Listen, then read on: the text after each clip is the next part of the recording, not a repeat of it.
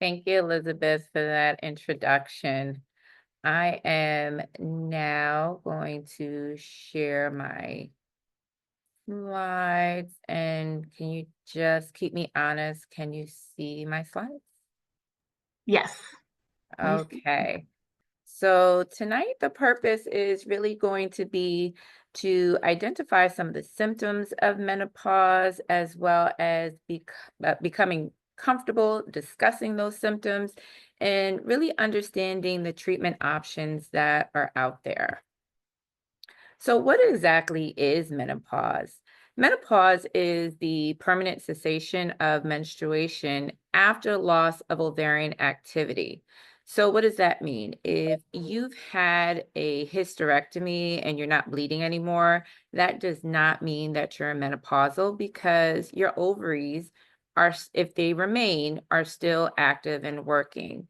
If you are on any type of medication like birth control pills, that are purposely being taken to, take away your menstrual period, that is not considered menopause. Menopause is strictly the loss of ovarian activity. And symptoms associated with menopause can begin years before the final menstruation.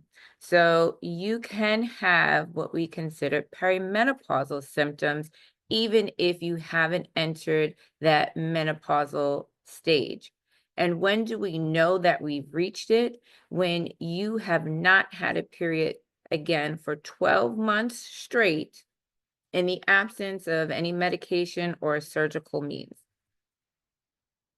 So perimenopause, climacteric, menopausal transition, these are all terms used to describe what women go through.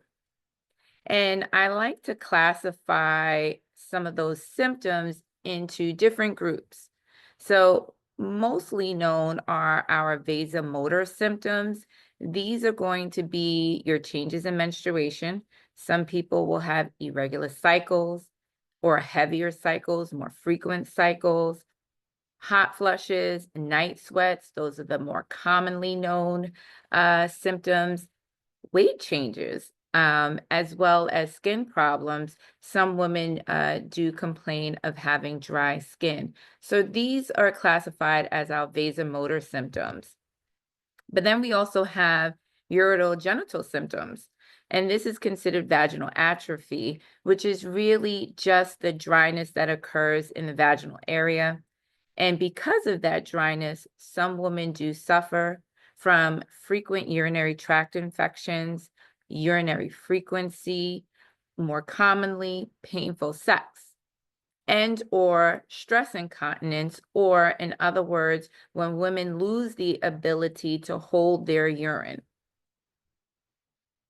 Emotional symptoms exist in the menopausal stage. That could be characterized as loss of confidence, irritability, anxiety, depression, decreased libido, insomnia, fatigue, and sometimes memory loss. All of these could be masked by other diseases like depression. Some women feel like they're inadequate and don't realize this is just perimenopause or the menopausal phase that they're entering. Lastly, but not least, some physiological changes as well include increased cholesterol, increased bone loss associated with osteoporosis. Your intestines become sluggish, so that could be seen as constipation. So the GU tract, which is your bladder, your ureters, they thin out. The uterus becomes very, very small. The cervix almost becomes flushed against the vaginal wall where you cannot see it. That is the opening to the uterus. The ovaries become small, and the fat in the vulvar area also decreases as well. So these are many of the changes that women experience, but a lot of women don't realize why they are experiencing those. And the pathophysiology is not always understood, especially since African American women have the most vasomotor symptoms. Why that's so, I don't know. But we do know from studies as well that Asian women have the least amount of symptoms, and there is increased symptomatology in obese patients. Menopause is now becoming more and more talked about. So there's more and more research being conducted. At one point in time, menopause was taboo. You didn't talk to other women about it. You certainly didn't talk about it in the presence of other men. And now there are commercials, there are ads, there are doctors saying, and other clinicians saying, we can help you. But a lot more research needs to be done. So I always like to start with cases of what is frequently seen, and you may identify with one of these cases that I'm about to explain. So when a 45-year-old woman who's had 2 children, that's the G2P2, she's had 2 children, she complains of hot flashes, irregular menstruation that's only come in 3 or 5 months for the past 9 months, but she has no clue why this is happening. Again, because it's possible her mother didn't talk about it. She doesn't talk about it with friends, and she wants to know what's going on. So obviously, to me as a clinician, I would say this sounds like you are in the perimenopausal phase. She's not menopausal, but perimenopausal because she's exhibiting symptoms. Now, what can we do about it? Not every patient that exhibits symptoms needs medication. If she has irregular menstruation and it's only coming every 3 to 5 months, there's no need to do anything about that. She has hot flashes, but depending on how bad her hot flashes are, depends on whether she needs treatment or not. If she has hot flashes once a week, once every other week, that is not wreaking havoc on her quality of life. But someone that comes in that has multiple hot flashes throughout the day, that's somebody that probably could benefit from the use of medications. Um, and then there are women who say, you know what, it's not so bad, but what else can I do about it besides medication? And that's what I'm here to talk about tonight. This is a very, very busy slide, but I wanted to show how we as clinicians break down, do you need medication? Can we give you medication? And what can we assess before we give you medication? So again, if this patient has moderate to severe hot flashes that are affecting her quality of life, and she is interested in hormones free of breast cancer, endometrial cancer, any blood clotting disorders, or severe cardiovascular disease. If she's free of all of that, then we can consider medication. And depending, is she menopausal already? Or is she 6 to 10 years out of menopause? Or if she's more than 10 years out of menopause, that is not someone that we want to treat with hormonal therapy. There is a risk of cardiovascular complications, including breast cancer as well. But the other thing we want to know is her cardiovascular risk factors. And there is a chart that we use to decide that. Every clinician should be talking about your atherosclerotic cardiovascular disease risk. This is based on your age, your sex, your race, your blood pressure, cholesterol, diabetes, and whether you're on any medication and if you smoke. Based on that alone, if your risk factor is less than 5%, within the next 10 years, you are okay to take hormones. If your risk factor is 5 to 10%, you're okay, but there's a different way we can give you hormones. And if you have higher than a 10% chance of cardiovascular disease, then we avoid hormone therapy altogether. So there's a lot of information needed before we just give hormonal therapy. Hormonal therapy can be given, and I said you can use it transdermally. So that means by the skin. So we can apply patches, or we can give pills, which are oral hormone therapy. We always start with the lowest dose first, and we work our way up in increments. Therapy can be given as estrogen only if you have removed your uterus. If we give unopposed estrogen only hormones with a woman who has a uterus, we're increasing her chance of uterine cancer. Thus, traditionally, for most women, again, who have an intact uterus, they get estrogen and progesterone. Where else do we see estrogen, progesterone? Birth control pills.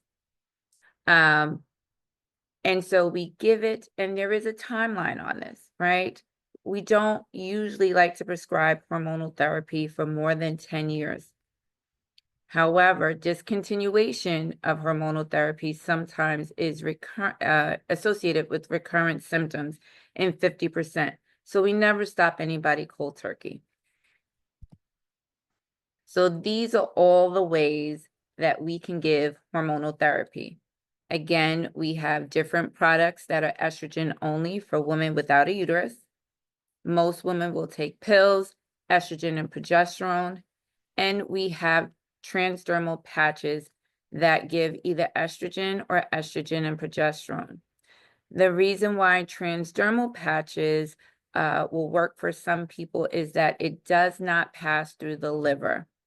I typically like to start with transdermal hormones because I'm someone that doesn't like to take pills every day. And if you are taking pills for other reasons, sometimes it's easier to take a patch. There are also topical gels that some women use, or sprays that you can spray. And then you have non-hormonal options. You have SSRIs and or Effexor, those are antidepressants. You have gabapentin, which is a neurological medication that has significantly helped lots of women with symptoms.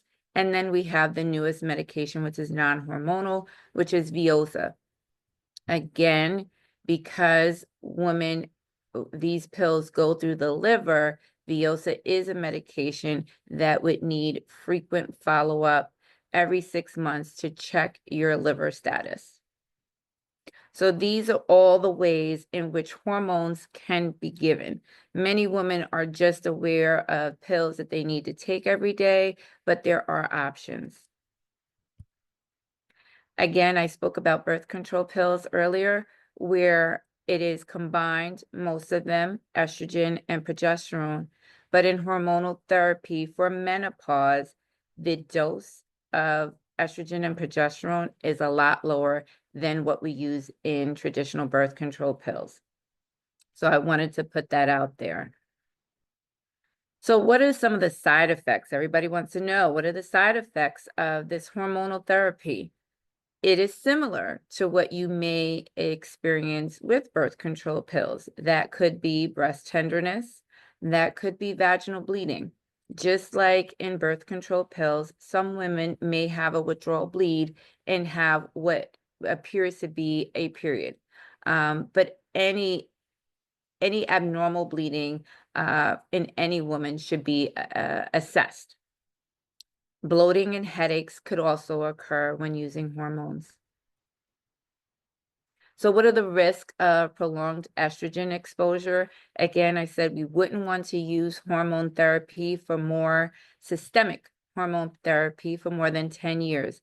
There is an increased risk of thromboembolic disease, otherwise known as blood clots, breast cancer, gallstones, and again, it could cause irregular bleeding. So here's another patient that I have. She's 65 years old and she wants to start hormonal therapy. She heard it would protect her heart. She heard it will make her feel younger and help her memory. And she went through menopause 10 years ago. She's not had any problems except an occasional hot flash. She's 5'4", 108 pounds, and she had a wrist fracture 2 years ago. So I do want to put it out there that hormone therapy has proven to have benefits in the cardiovascular system and benefits in bone. However, it is not a treatment. We do not put patients on hormonal therapy for heart protection or bone protection at all. Hormonal therapy is strictly given for menopausal symptoms because of what I said, the side effects and the risk of prolonged exposure. So again, hormonal therapy, just repeating what I said, not used for primary or secondary prevention, and uh, it does not increase cardiovascular disease in healthy women who recently experienced menopause. I want to talk a little bit about osteoporosis. When we are in that perimenopausal phase, we want to be protective of our bones. Women lose the most amount of bone in the first 5 years of menopause itself. So after that last period, after 12 months, we are at risk for losing the most amount of bone in that next 5 years. We do know that estrogen helps maintain bone strength. Why frequently, when you have a hysterectomy for non-cancerous reasons, we would never want to remove your ovaries because they still will provide a little bit of estrogen and protections on that bone. So what can you do? Calcium and vitamin D is extremely important. I always tell patients, you don't want to take a whole lot of pills. Look at pills that have both calcium and vitamin D. Some of those would be your Oscals, your Citracals, over the counter.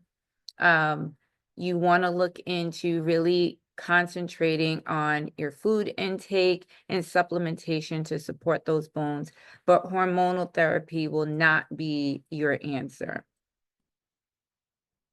Another patient, she's 49. She can't stand her hot flashes anymore. She can't sleep. Kind of sounds like me, actually. She wakes up 3 times a night, drenched with sweat. She's an executive at First National Bank and has a history of breast cancer 2 years ago. And she wanted some hormones. This is not a patient that we're going to give hormones to. And I'm going to stress systemic hormones. One, because she has a history of breast cancer. So that she is contraindicated from using any hormonal therapy. So again, reiterating what I just said, if you have a current or past history of breast cancer, systemic hormonal therapy should not be used. What can this patient do? Lifestyle modifications, wearing clothing that's in layers, right? Wearing sweaters so that you can remove it. Keeping your core temperature cool. Regular exercise is going to be important. Soy products are okay, but not an overdose of soy. They do attach to our estrogen receptors. Acupuncture has been proven to be helpful, and black cohosh has also had some successes in some patients. I say never leave home without a fan, a personal fan, and sometimes you want to know what your triggers are going to be. Alcohol could be a trigger. Stressful situations can be a trigger. And tonight I just heard that steak could be a trigger for some patients. But there are other medications that can be used outside of hormonal therapy. I had spoke about it earlier in the presentation. So SSRIs are a class of antidepressants, and paroxetine, other known as Paxil, is the only medication FDA approved outside of hormonal therapy that is proven to help hot flashes. Effexor is another antidepressant, although not FDA approved. We do use it in the treatment of hot flashes in patients that can't take hormonal therapy. When you are feeling irritable, when you are feeling depressed, overwhelmed, you can kill two birds with one stone and use an antidepressant to manage your emotional symptoms as well as your physical symptoms. Gabapentin is a neurological medication that has proven to help some patients, as well as clonidine, which is an antihypertensive. Veoza is one of the newest medications on the market. You may have seen commercials about Veoza. Again, early in the presentation, I did mention it. You would need to have your liver enzymes checked every 6 months, but it could reduce hot flashes by up to 72%. This medication acts on the cooling centers of the brain. So again, here's that busy slide again. It is just showing our algorithm. Again, if a patient has had a history of breast cancer, endometrial cancer, hormonal therapy is not indicated. We can consider antidepressants. We can consider Veoza. And if any of those medications are used and we do not get a handle on and control of symptomatology, there are other classes of medication outside of hormones that we can try. Again, another patient, a 53-year-old, no menopausal symptoms whatsoever. And I want to stress that just because you're entering that perimenopausal phase, or just because you have now entered menopause, does not mean you are going to get any symptoms at all. Many women come to me and say, well, I don't want my ovaries removed. I'm going to go into menopause. I don't want any hormonal therapy. You just told me I'm in menopause. I don't want therapy. And you don't need it. If you don't have symptoms, you don't need it. And not every woman develops symptoms. So this patient has no menopausal symptoms. She denies being sexually, she does report, I'm sorry, she does report being sexually active with her husband, but she doesn't have sex frequently because it's far too painful and it's putting a strain on her marriage. This is a report that happens far too frequent in my patients. Some patients not having had sex in 10 years, 15 years, and they're married, but they've never brought it up to any clinician because they were embarrassed. These are vaginal symptoms, one of the most common reasons that patients visit the OB but just don't know how to express it. Another word for painful sex is dyspareunia, and it can affect up to 22% of women in menopause. Why does this happen? Well, the epithelial tissue in the vagina becomes extremely thin. And as a result, the vagina atrophies and it becomes very dry. Women can feel itchiness, painful sex, and/or discharge. Discharge is not always infectious. When the vagina becomes so dry, the walls of the vagina sometimes can rub and cause inflammation, and that inflammation alone is enough to cause what we call atrophic vaginitis. It is not an infection, it is inflammation. So estrogen can alleviate these vaginal symptoms in the form of creams, rings, and even tablets. This can be used indefinitely at low doses, and progesterone is not needed. So before I said when you give estrogen, you have to give progesterone if you have a uterus. When we're giving vaginal estrogen, I made a point in saying systemic hormonal therapy. This is not systemic. This is not systemic, so we can use it indefinitely. This is not systemic, so we can, and it is proven that we can use in patients with history of breast cancer. So all is not lost if you've had a history of cancer, breast cancer specifically, and you have these symptoms. We can use vaginal estrogen therapy because it is only absorbed in the vaginal area. So for somebody that has painful sex, there are several things that I discuss with them. First, have you used lubricants like KY, Astroglide? Have you used any of those? They're not helpful. So then next we go on to moisturizers, sort of like lotion. You want to use it every 2 to 3 days. It helps increase the moisture in the vagina, thereby decreasing the sex associated with that. When that doesn't work, then we go on to my next thing actually is a pill called Asphena. It is not estrogen therapy, but it is a pill taken every day, again, trying to increase the moisture in the vagina and thereby decreasing the painful sex. If that doesn't work, then we go to estrogen creams. Estrogen can be given in creams. We can put little tablet inserts like Imvexi and Vagifem, and then there's estrogen rings, things that patients don't have to remember to take every single day. Again, memory is one of those things that starts to go in menopause, and these are things that can be used less frequently. There are some physicians that have a Mona Lisa device that gives some not radiation, but radio frequency to the vagina. Some women do say that they've had benefits. It has not been FDA approved, but there are some women that do get benefits from the laser called Mona Lisa. So these are all of the things that are associated with management of painful sex and vaginal atrophy.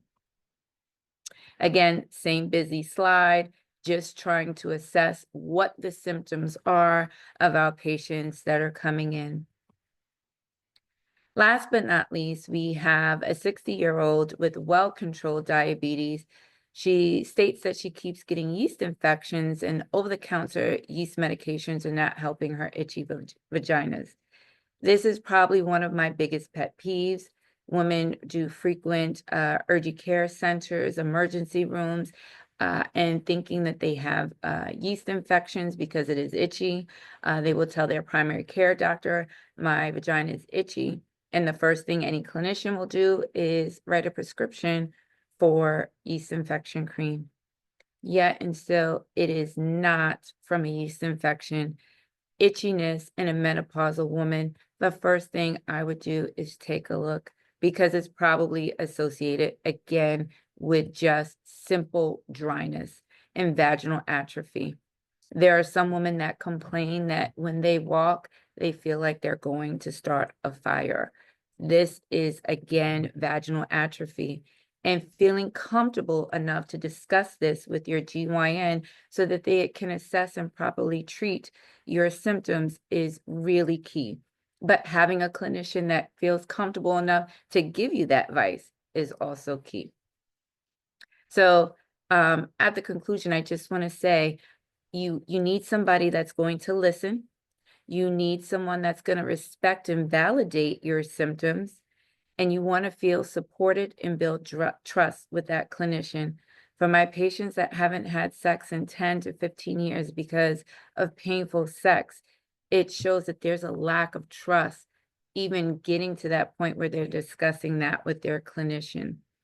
I want you guys to understand what menopause is, and I hope you learned something today. Thank you. Thank you so much, Dr. Welsh. I'd like to remind people, if they have questions, they can put them in the Q&A portal. We do have a few questions to start off with. How often do you need to change the patch? The patch, there's different type of patches. Some patches are weekly, and there are some patches that are as frequent as twice a week. Okay.